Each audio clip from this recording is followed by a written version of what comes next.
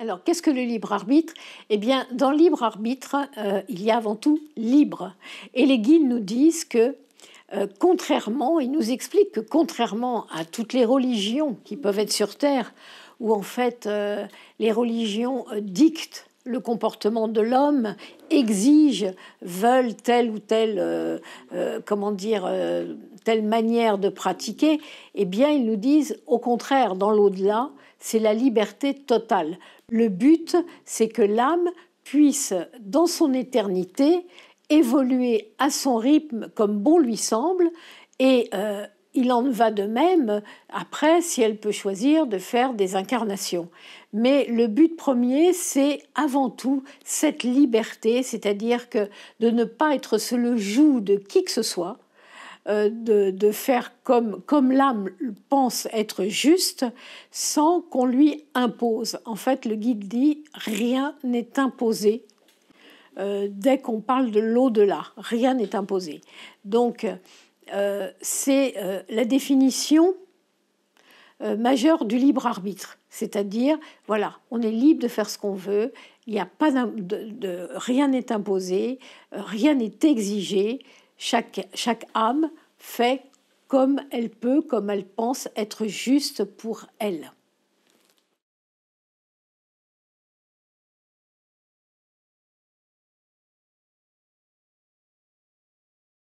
Alors, comment se traduit le libre arbitre pour une âme? Eh bien, en fait, on se rend compte, les guides nous disent ils vont nous donner l'exemple par rapport à une âme qui veut, par exemple, refaire un parcours sur Terre. Donc, le guide nous dit, d'abord, il n'y a pas d'obligation. Elle est libre de refaire un parcours ou non. Personne ne va la forcer à revenir sur Terre si elle n'en a pas envie. Simplement, souvent, elle veut refaire un parcours parce que son évolution se fera plus vite si elle revient sur Terre pour expérimenter différentes expériences. Mais personne ne va la forcer. Elle va choisir à quel moment elle veut revenir. Quelle est l'année, quelle est l'époque qui va lui correspondre le mieux pour pouvoir justement refaire ce parcours. Avec le guide, elle va choisir ses parents. C'est-à-dire que les parents, le guide va lui conseiller des parents par rapport à ce qu'elle n'a pas compris dans un parcours précédent. Ça, on l'a déjà vu. Mais elle est libre de dire, bah non, en fait, ça va être trop difficile, donc non. Je préfère avoir une vie où les parents vont être plus doux, où il y aura moins de problèmes à régler, parce qu'elle n'est pas prête pour ce parcours-là. C'est un petit peu ce qu'on appelle, on en avait déjà parlé, je crois, dans d'autres vidéos, ce qu'on appelle un parcours neutre des âmes qui, en fait, ont eu des vies extrêmement difficiles, la dernière vie passée extrêmement dure, et qui préfèrent avoir une vie neutre, c'est-à-dire une vie où il ne va pas se passer grand-chose, où elles ne vont pas spécialement évoluer, mais où elles vont un petit peu se réconcilier avec la Terre et vivre des événements plus doux. Donc encore une fois, ça va être son choix. Et si elle demande ça au guide, le guide acceptera. Voilà. Elle va choisir les grandes lignes avec son guide, les grandes lignes de sa vie. Les grandes lignes de sa vie, eh bien c'est pareil. Si elle voit que dans les grandes lignes, il y a des choses qui vont être trop dures et qu'elle n'est pas prête, elle aura toujours la possibilité de dire au guide non, ça c'est trop pour moi. Et le guide acceptera, parce que le guide doit suivre le libre arbitre de l'âme. En fait, c'est ça le but, c'est qu'en aucun cas il ne peut exiger quoi que ce soit. Il la laisse choisir ce qui lui convient le mieux. Alors, elle va choisir quel sera son sexe, homme ou femme, suivant ce qu'elle a à travailler. Eh bien, elle choisira ce qui sera le plus simple pour elle.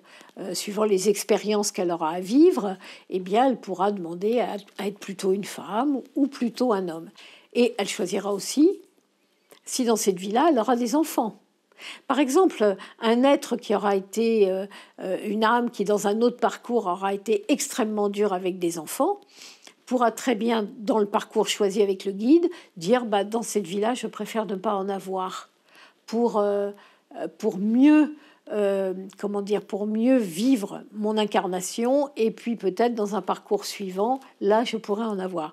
Donc là aussi, elle est libre d'avoir enfant ou pas. Vous voyez, le guide va lui montrer, dans son choix de parcours, des épreuves, parce qu'elle choisira des épreuves par rapport à ce qu'elle n'a pas compris dans son parcours précédent. Maintenant, on en avait déjà parlé, mais c'est important aussi de le rappeler, c'est que l'âme, son but, c'est d'évoluer le plus rapidement possible. Donc, elle va avoir envie de prendre beaucoup d'épreuves en une vie. Or, le guide connaît le quota émotionnel de son protégé ou de sa protégée. Donc, lui, il va savoir que, au bout d'un certain nombre d'épreuves, son protégé ne pourra pas supporter. L'âme de son protégé ne pourra pas supporter. Donc, il va lui conseiller de retirer des épreuves pour que ça soit moins lourd et que comme ça, la personne puisse suivre son parcours tranquillement.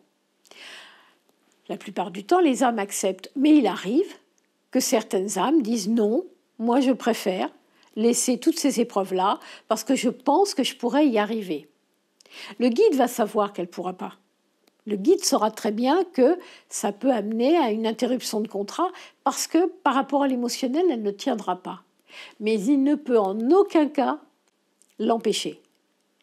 Il ne peut en aucun cas lui dire si, il faut quand même en enlever. Si elle décide de garder toutes ces épreuves, il ne pourra que dire d'accord et aller dans son sens puisque c'est son libre arbitre qui prédomine toujours.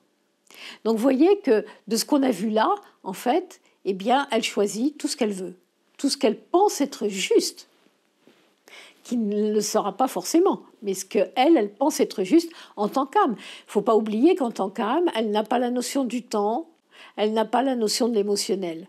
Si vous enlevez ces deux points-là dans notre vie sur Terre, tout va bien.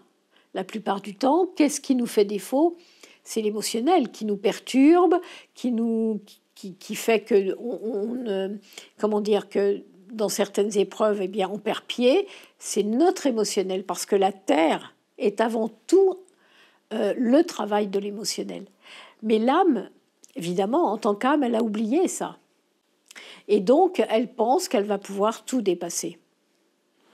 Donc voilà ce que le guide va essayer de lui montrer, mais qu'il ne peut absolument pas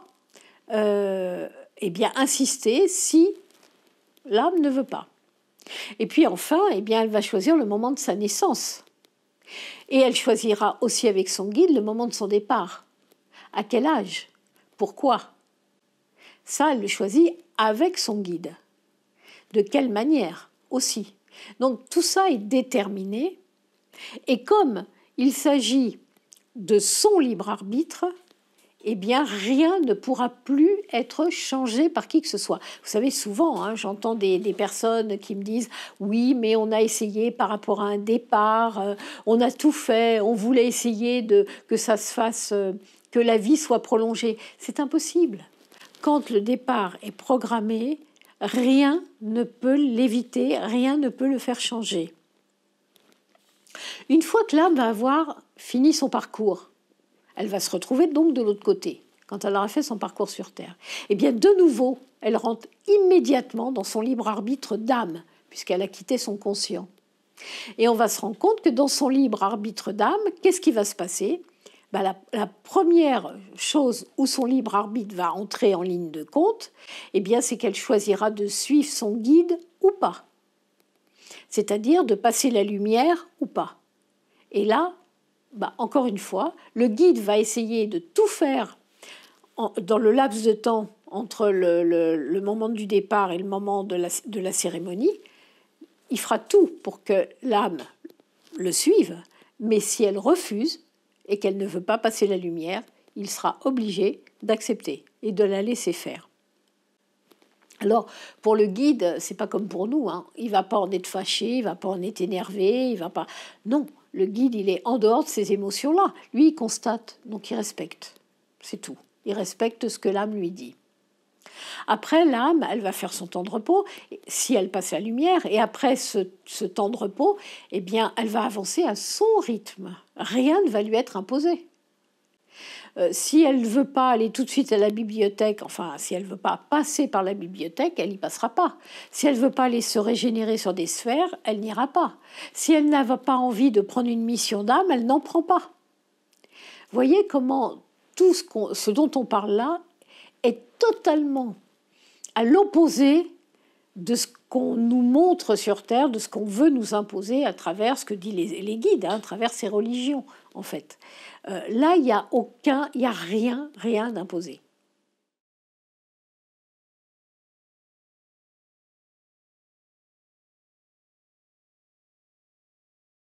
Alors, vous expliquez le libre arbitre sur Terre, oui, bien sûr. Donc là, ça change totalement. Parce que là, on parle de l'être et de sa conscience. L'être et de son conscient. Donc là, ça n'a plus rien à voir. C'est-à-dire que l'être, là, il est arrivé dans le monde, dans la Terre, enfin sur Terre, où là, il y a l'émotionnel et il y a l'espace-temps. Donc déjà, il n'y a plus rien de comparable, disons. Hein. Donc, tout ce qu'il a pu choisir en tant qu'âme, on en avait déjà parlé, la mémoire lui a été effacée quand il avait 1 an. Donc à partir de ces 1 an, il ne sait plus ce qu'il a choisi. Je me rappelle du dernier enseignement qui m'a été donné par rapport à l'ouvrage qui est sorti Au fil des âmes, où en fait le guide avait accepté que des petites âmes dans le ventre de la maman viennent m'expliquer ce qu'elles avaient vécu dans un parcours précédent et ce qu'elles voulaient vivre, ce qu'elles voulaient essayer de comprendre et de dépasser dans le parcours qu'elles étaient en train de préparer avec le guide, puisqu'elles avaient bien expliqué que pendant ces 9 mois de grossesse, en fait, elles travaillaient avec le guide pour essayer de ne pas oublier justement ce qu'elles demandaient à venir travailler pour réparer et dépasser ce qu'elles n'avaient pas compris avant.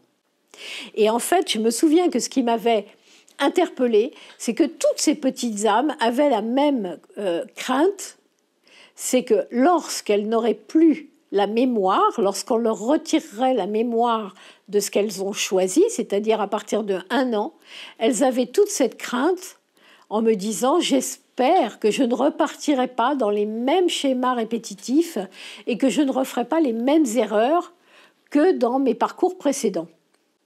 Donc vous voyez, là, l'âme, elle est encore consciente parce qu'elle est dans le ventre de la maman, certes, mais elle n'est pas totalement plongée dans la terre encore, dans les vibrations de la terre. Elle les ressent à travers sa maman, mais elle a encore toute sa mémoire, donc tout va bien. Une fois que l'âme va naître, donc c'est son conscient qui va dominer pendant un certain temps, avant qu'elle puisse trouver l'équilibre. Et donc son conscient, lui, eh bien, il a oublié tout ce que l'âme avait demandé. Et donc là, le libre arbitre de l'être sur Terre, bien souvent, va changer par rapport à ce que l'âme avait pu demander avant. Alors, qu'est-ce que le libre arbitre de l'être sur Terre ? Il va être libre. L'être, en fait, se met des barrages, se bloque lui-même.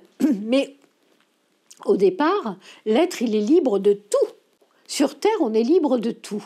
Simplement, on se laisse enfermer par des préjugés. Qu'est-ce que vont penser les autres ?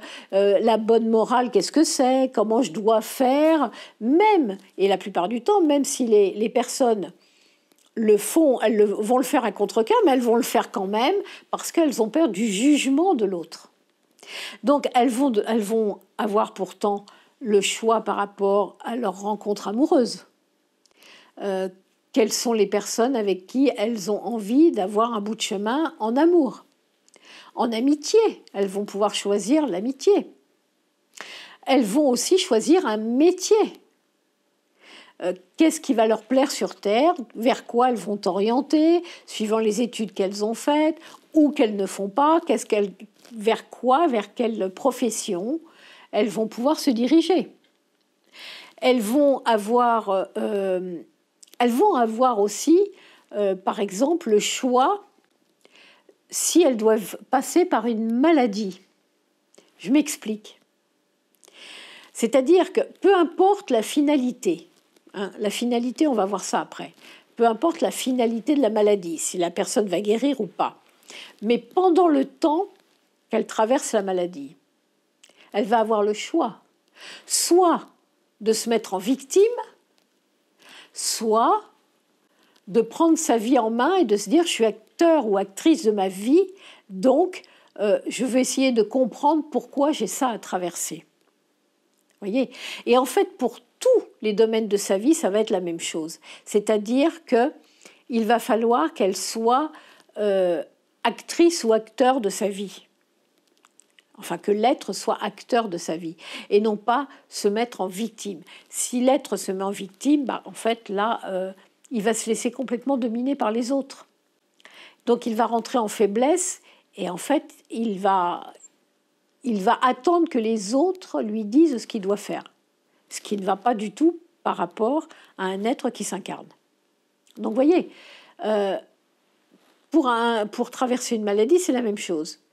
Est-ce que je me bats et que j'essaye de comprendre pourquoi j'ai ça? Ou est-ce que je laisse tout aller en disant « Oh là là, j'ai pas de chance, je suis une victime et donc je ne me bats pas ». Ça n'a rien à voir, c'est pas du tout la même chose. Et puis, il y a encore un dernier point qui va être important pour une vie sur Terre, c'est la région où l'être va vouloir vivre, le pays. Parce que de là dépendra la culture. Alors, il aura choisi un pays avec son guide, l'être. Mais rien ne l'empêche d'en partir de ce pays s'il a plus envie d'y rester. S'il ne comprend pas ce que son âme a cherché, il peut changer de pays. Donc, vous voyez que par rapport au conscient, l'être va avoir plein de possibilités, plein de libre arbitre, et le guide va observer les choix de son protégé et ne pourra absolument pas faire de commentaires, puisque, toujours la même chose, que ça soit de l'autre côté ou sur Terre, le guide devra toujours respecter le choix de son protégé, son libre arbitre.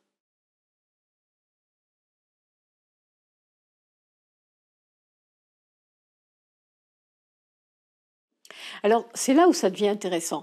Est-ce que les deux libres arbitres, celui du conscient, celui de l'âme, sont toujours les mêmes? C'est là que ça devient très intéressant.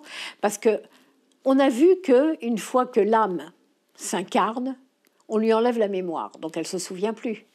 Donc, le conscient, lui, va fonctionner suivant ce qui va lui plaire sur Terre.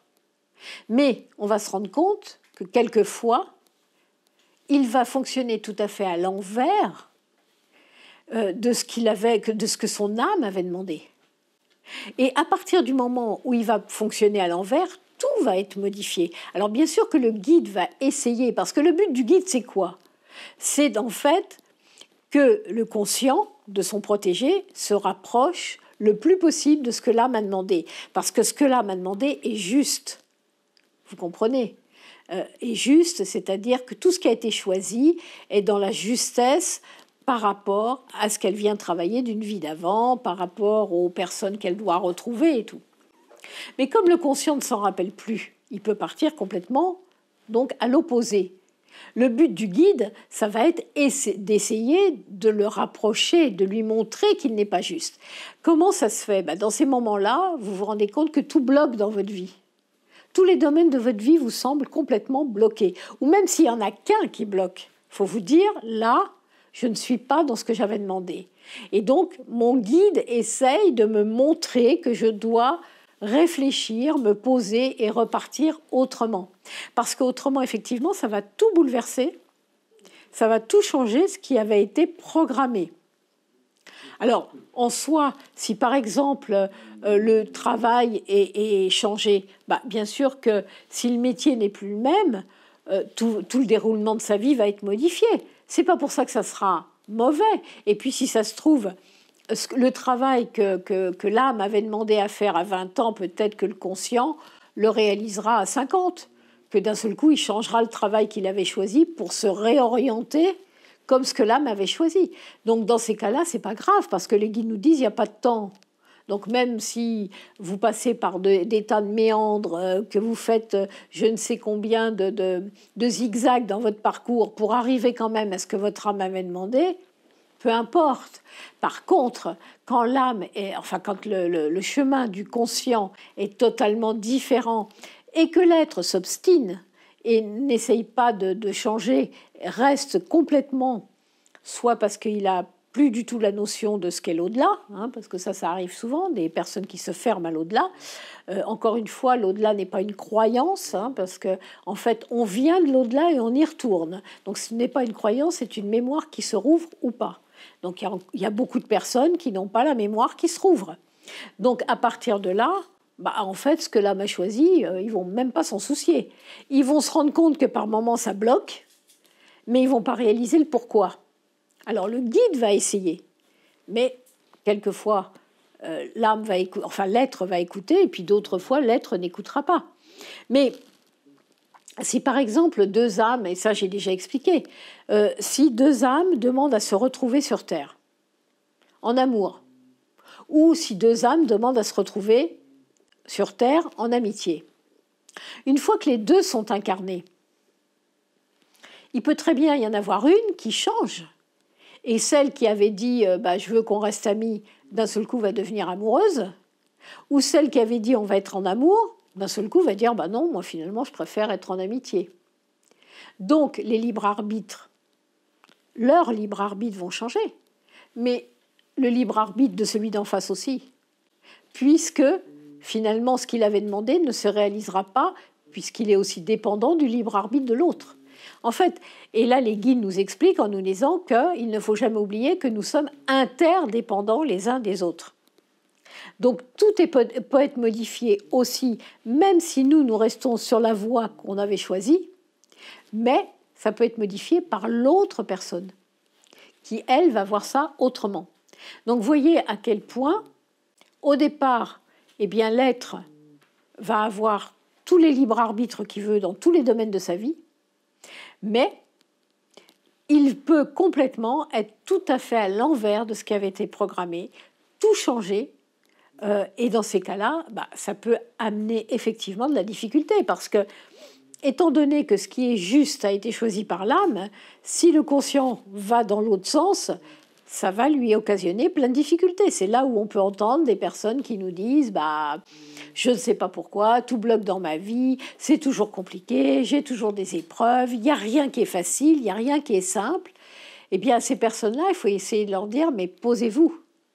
Posez-vous et essayez d'écouter ce que vous pouvez ressentir au fond de vous-même et vous rendre compte que vous n'êtes pas dans le chemin qui était programmé et qui, lui, si on le suit, il va être fluide, ce chemin.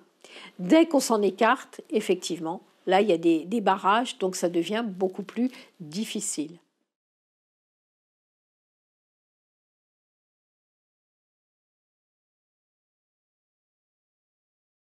Alors, le seul point qui ne peut pas être changé par le libre arbitre de l'être sur Terre, c'est notre départ. Ça, le guide le montre bien. C'est-à-dire que, alors déjà pour la naissance, déjà à partir du moment où on a choisi sa naissance, le jour de la naissance, quoi qu'il se passe avec les médecins ou quoi, l'être naîtra au moment où il avait demandé à naître. Ça, c'est important de le comprendre. Mais pour le départ, disons que l'être qui naît, le bébé, il ne va pas se rendre compte. C'est son âme qui se rend compte, mais le bébé, dans son conscient, ne se rend pas compte. En revanche, le départ, là, c'est l'être, c'est son conscient. Eh bien, effectivement, là, il y a une différence. C'est-à-dire que l'âme peut avoir demandé à partir à 20 ans d'un accident, à 15 ans d'un accident, à 30 ans d'un accident, ou d'une maladie, parce qu'il y a aussi des jeunes qui parlent de maladie, ou même si la personne part de maladie à 50 ou 60 ans. En fait, son âme a choisi, pour une raison bien précise, de partir à cet âge-là. Donc à 15 ans, à 20 ans, à 40 ans, à 60 ans. Elle sait pourquoi l'âme, elle a demandé cela. Et elle a demandé de quelle façon elle allait partir, et ça aussi, elle sait pourquoi elle a demandé de cette façon-là. Alors, j'entends les personnes qui vont écouter la vidéo en disant « Oui, c'est pas possible qu'on ait demandé à souffrir ». Je suis d'accord avec vous en tant qu'humaine, en tant que personne incarnée. Les guides nous disent « Réalisez que là, c'est une âme qui a demandé ». Et l'âme, elle, en fait, elle n'a pas cette notion de souffrance comme l'être peut l'avoir, d'abord parce qu'elle n'est pas dans l'espace-temps. Et donc, elle voit ça comme quelque chose qui va lui permettre de dépasser une épreuve d'une vie d'avant. Donc, c'est important de le faire de cette façon-là. Donc, eh bien, souvent, j'entends des parents qui me disent « Mais enfin, quelque part, c'est injuste que mon enfant soit parti à 15 ans ou à 20 ans ou à 25 ans. Il avait encore toute sa vie devant lui. » Oui, sauf que son âme, elle, avait souhaité avoir très peu de temps à faire sur Terre, parce que la plupart du temps, c'est une âme évoluée qui donc n'a pas, qui bien souvent accepte de venir s'incarner pour faire évoluer les gens autour d'elle, mais qu'elle a très peu de choses à faire parce que son évolution est déjà faite.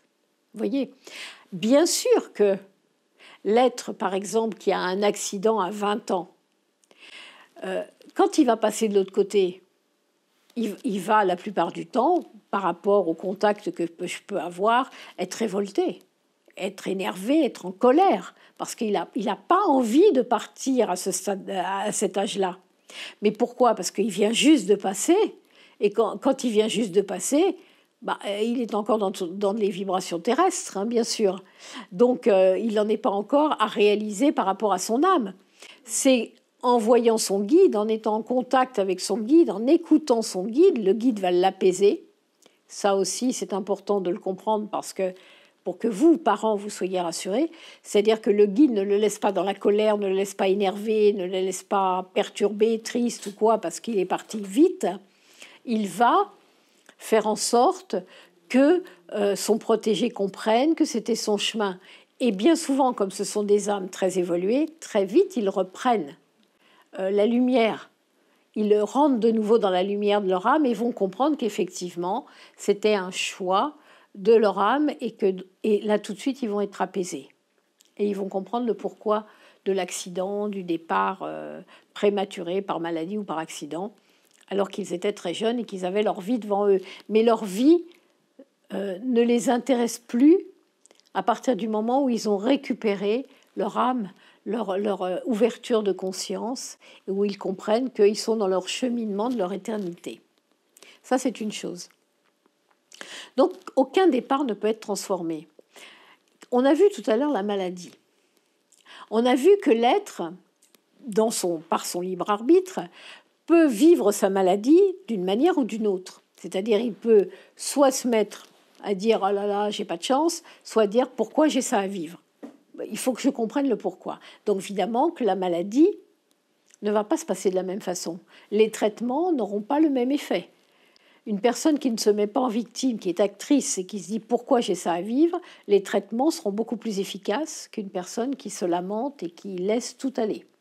Ça, là-dessus, les guides nous le confirment.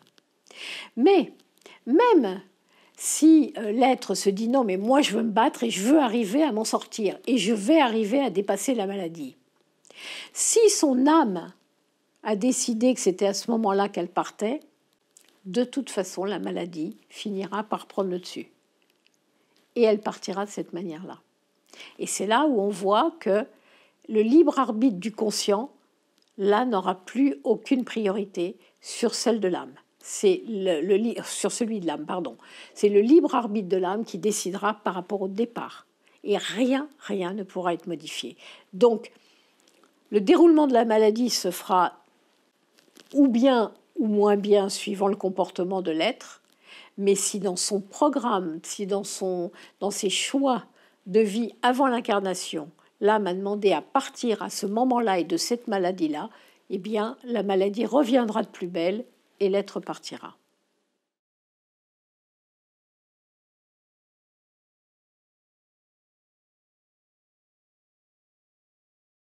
Alors en conclusion, bien, en conclusion, en fait, je vais reprendre ce que les guides nous disent, que rien n'est jamais déterminé, que tout est en perpétuel mouvement. Et là, on vient de comprendre pourquoi.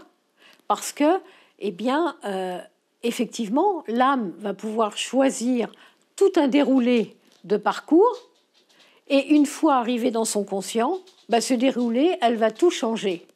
Tout va être modifié. Alors encore une fois, le guide essaiera de la ramener au plus près de ce qui a été demandé, mais si l'être n'entend pas, si l'être veut continuer dans son chemin, il ne pourra rien faire. Et puis aussi, on pourra, par notre libre arbitre de l'être, on pourra donc prendre plus de temps.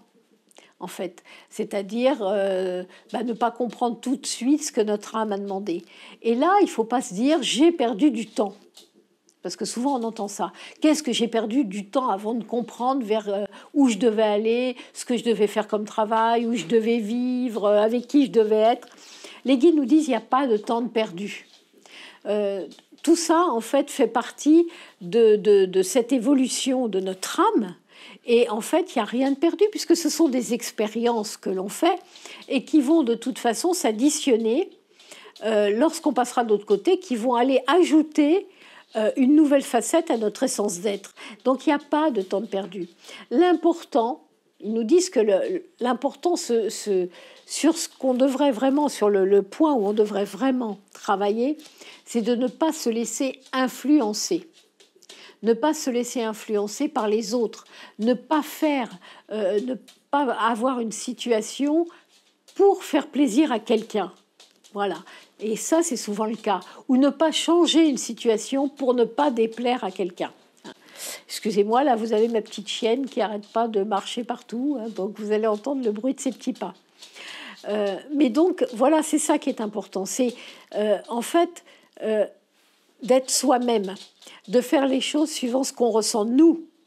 Parce que les guides nous disent, si vous vous trompez par rapport à ce que votre âme a demandé et que votre conscient part vers une autre situation, mais que c'est vous qui le voulez, ça n'aura pas les mêmes conséquences une fois que vous arriverez de l'autre côté que si vous avez fait les choses pour faire plaisir ou pour ne pas vexer ou pour ne pas oser contrarier ou rester par exemple dans un couple parce qu'on ne veut pas par intérêt ou quoi en changer. Là c'est plus compliqué. Parce que là, votre libre arbitre, vous le bafouez quelque part, puisque vous n'êtes plus libre. On revient à ce qu'on a dit au départ. Avant tout, c'est la liberté. Chaque être est libre. Aucun être n'appartient à quelqu'un, à quelqu'un d'autre. Chaque être est libre de choisir ce qu'il veut. Et donc, les guides nous disent se tromper parce que votre conscient est persuadé qu'il est dans le juste dans une situation. Oui, se tromper parce qu'il sait que ça ne va pas, mais qu'il ne veut pas contrarier l'autre, là c'est pas pareil. Alors, il n'y a rien de l'autre côté, vous aurez quand même la possibilité de vous pardonner.